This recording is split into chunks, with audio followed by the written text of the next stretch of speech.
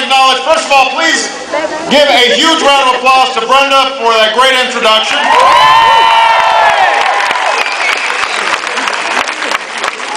And go try some of her pizza if you have not tried it. What I hear, you got a testimony right here. It says it's outstanding.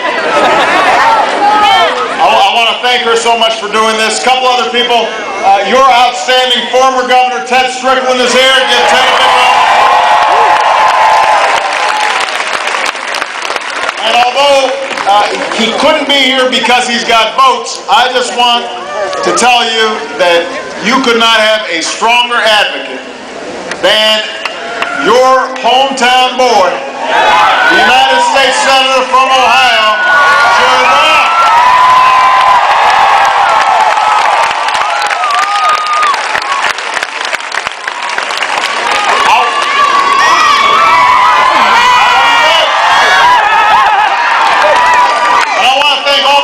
Team leaders who are here who are working so hard in this campaign.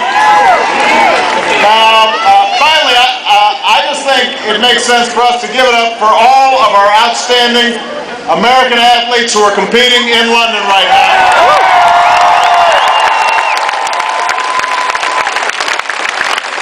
I want to congratulate Michael Phelps, most medalists we've ever seen. And then I had a chance on the way over here to call up the women's gymnastic team. I have to tell you, when I'm watching, when people run track, I understand that I know how to run. They're just much faster. And I know how to swim. They just swim much better than I do. These gymnastics folks, I don't understand how they do what they do.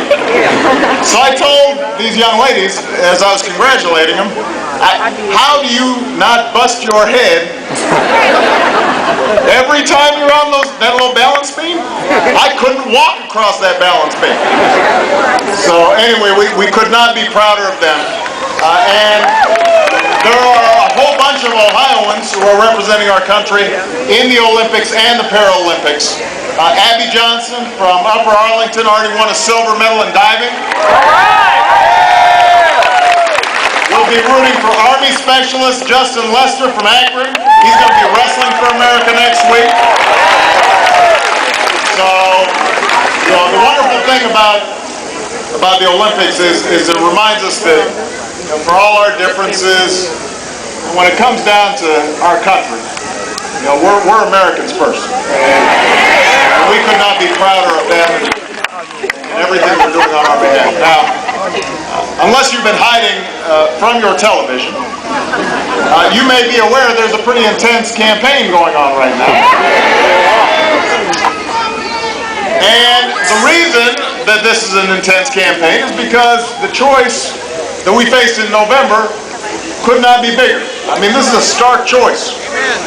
It's a choice not just between two candidates or two parties, but more than any election in recent memory. This is a choice between two fundamentally different visions for America. Two fundamentally different paths that we could be going down. I appreciate that.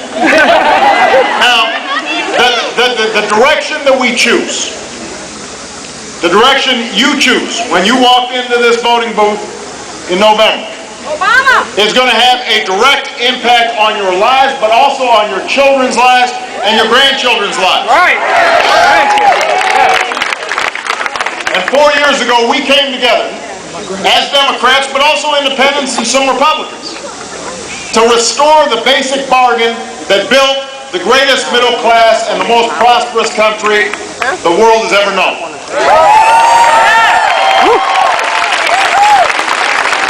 And it's a bargain that I've lived in my life and so many of you have experienced. It's the basic idea that says, here in this country, if you work hard, that work should be rewarded. If you act responsibly, you should be able to get ahead. It's a deal that says, if we put in enough effort, we should be able to find a job that pays the bills. We should be able to afford a home that we call our own. We should have health care that we can count on if we get sick. We should be able to retire with dignity and respect. And most of all, we should be able to give our children the kind of education that allows them to dream even bigger and do even better than we ever imagined.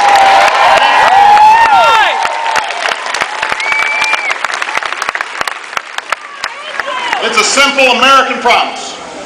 It's at the core of the American dream. And we knew that restoring it wouldn't be easy. We knew it would take more than 1 year or one term or even one president. Right. And that was before the middle class was hammered by the worst economic crisis of our lifetimes. A crisis that robbed too many of our friends and our neighbors of their homes, their jobs, their savings, and pushed the American dream even further out of reach for too many people. But you know what? There's one thing that crisis did not change. It did not change who we are. It did not change the American character. It did not change what made us great. It hasn't changed why we came together to do what we did in 2008. It's just made our mission more urgent.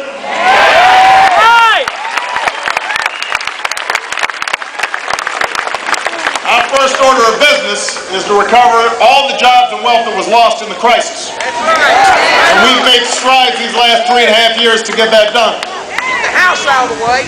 But beyond that, we're here to reclaim the financial security that's been slipping away for more than a decade. The decade before I came into office, your incomes and wages generally weren't going up. Jobs were moving overseas. Auto industry had been getting hammered. So our job is not just to put people back to work.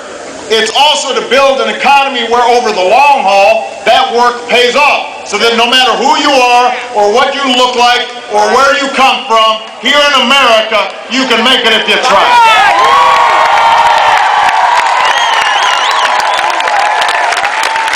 That's what this campaign's about, Ohio. And that's why I'm running for a second term as president.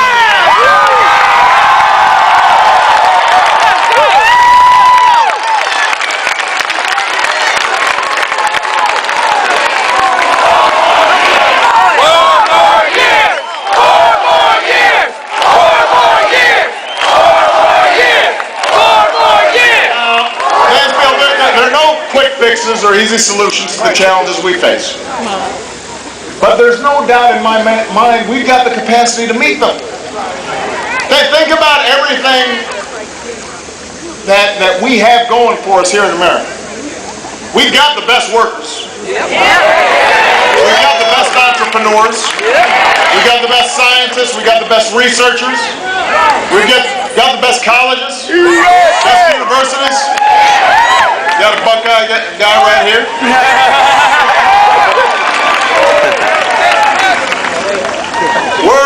We're a young nation with great diversity of talent and ingenuity. People come here, want to come here from every corner of the globe.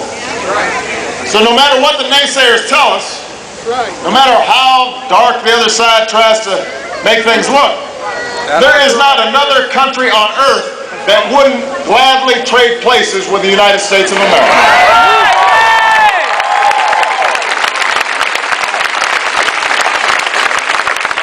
So what's standing in our way is not that we don't have the ingredients to make the 21st century the American century just like the 20th. The problem we've got right now is our politics. The sort of uncompromising view. The notion that we should be going back to what we were doing that got us into this mess in the first place instead of going forward to achieve a brighter American future. It's that old top-down economics that we've been hearing about for years.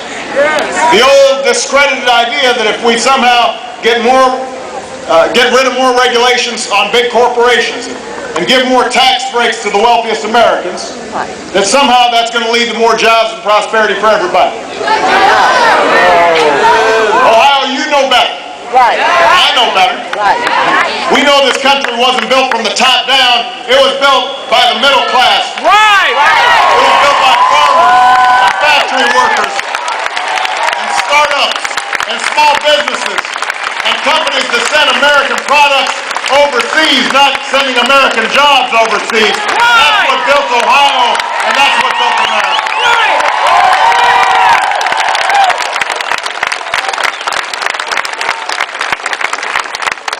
And that's what we're fighting for. That's what we're fighting for right now.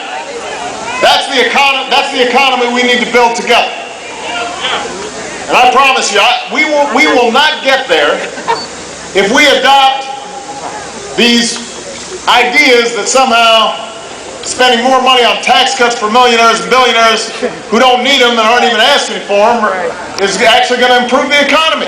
We tried that. It did not work. Did not work. Right. Now, despite the evidence, the entire centerpiece of my opponent's economic plan is a new $5 trillion tax cut on top of the Bush tax cuts. Now, the bulk of this tax cut would go to the very top. A lot of it goes to the wealthiest 1% of all households. Folks making more than $3 million a year, the top 1/10 of 1%, would get a tax cut worth almost $250,000. Wow. Now think about that.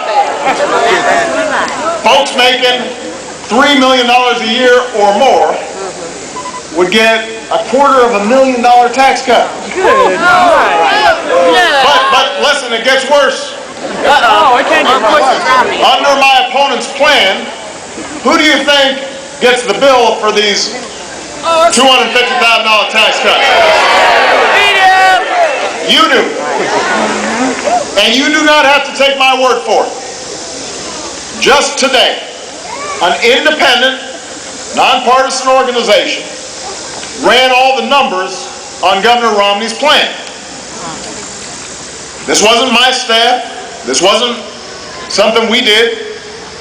Independent group ran the numbers. They found that if Governor Romney wants to keep his word and pay for this plan, then he'd have to cut tax breaks that middle-class families depend on to pay for your home, the home mortgage deduction. Oh, no. To pay for your health care, the health care deduction. To send your kids to college. That means the average middle-class family with children, according to this study, would be hit with a tax increase of more than $2,000.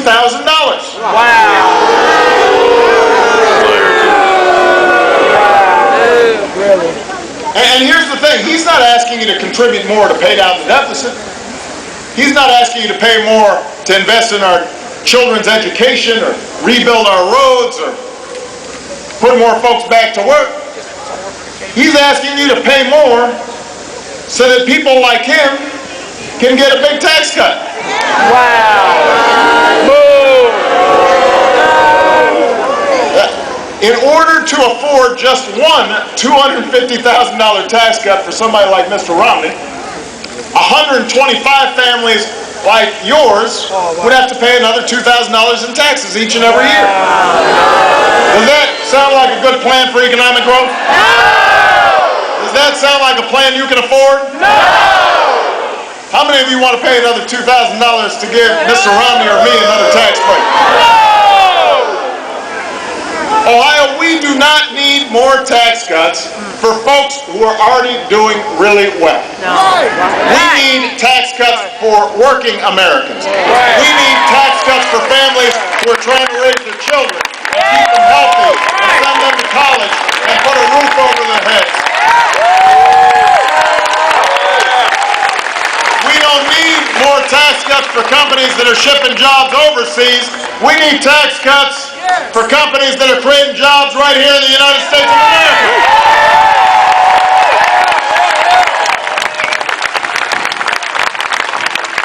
That's the choice in this election. That's why I'm running for a second term as president of the United States.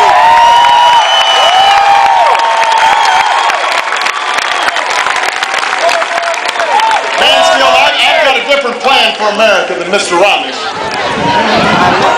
4 years ago, I promised to cut middle-class taxes, and that's exactly what I've done, by a total of about $3,600 for the typical family. Yes! Now, I want to keep income taxes exactly where they are on the first $250,000 of everybody's income. So if your family makes under $250,000 a year, which is 98% of American families, you won't see your income taxes increase by a single dime next year. We appreciate you, Obama! If you're fortunate enough to be in the other 2% of Americans, all we're asking you to do is contribute a little bit more. This includes me, by the way, so that we can pay down our deficit and invest in things like education that are going to help us grow over the long term. And in terms of cutting our deficit, I'll make sure government does its part. We're going to cut away spending that we don't need. We've already cut $1 trillion. We can do more. But I'm not going to pay for massive new tax cuts for millionaires and billionaires by gutting the investments that have always kept the middle class strong. Yes!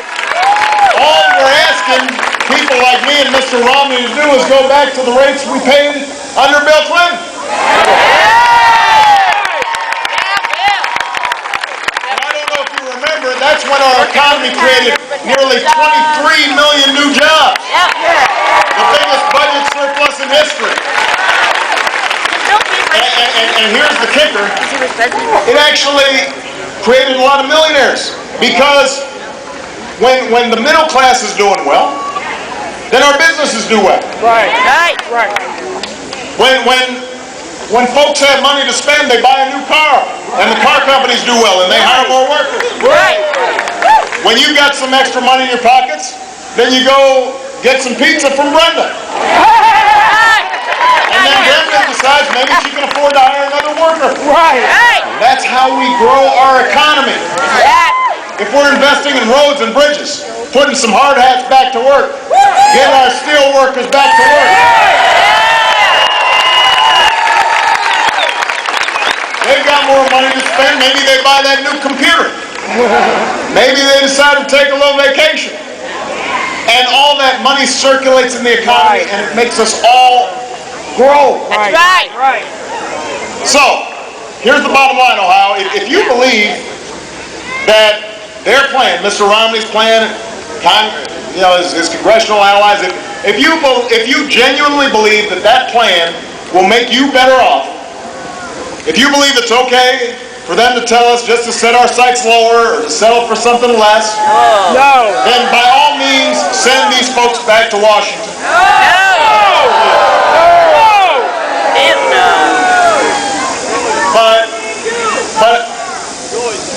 But wouldn't you be better off, wouldn't we all be better off, if we kept fighting for the things that have always made us strong? Right. If we fought to make higher education more affordable so more young people can go to college? Wouldn't we better off if we invested to develop new sources of American energy? Wouldn't we be better off if we kept investing in manufacturing so that we can sell goods around the world stamped with the words, made in Mansfield, Ohio?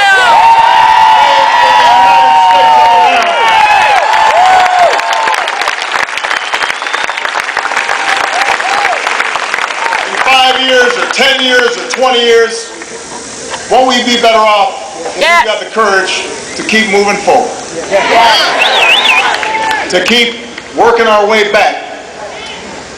That's what I believe. That's why I'm running for president. You know, my hair may be grayer than it was 4 years ago. But my determination to do right by you is stronger than ever. My faith in you is stronger than ever.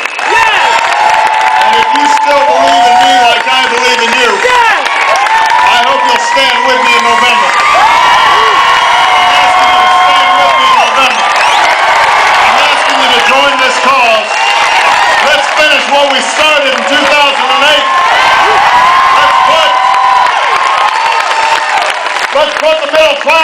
to the forefront. Let's remind the world just why it is that the United States of America is the greatest nation on earth. God bless you. God bless the United States of America.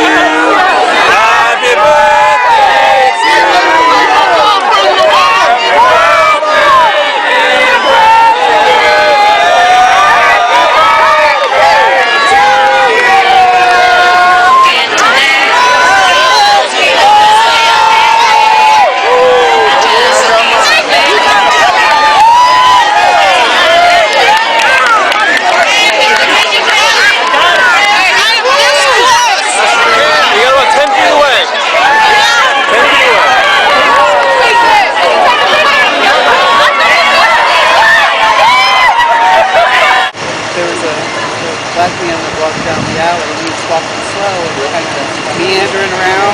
Oh! Being suspicious. He wants to know what's going on. Here he comes. Get ready. Here we go. What's going on?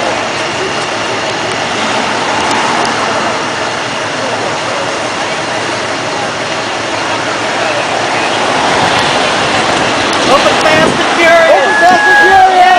There is, right? Obey the Constitution! That was good. Get up in there!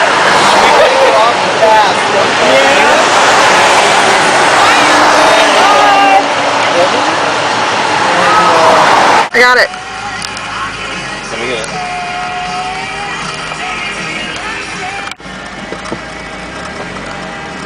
Keep going.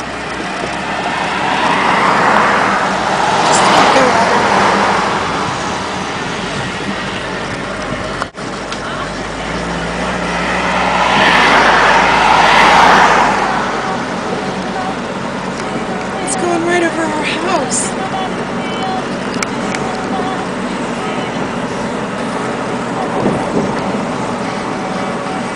It's pretty fast, isn't it?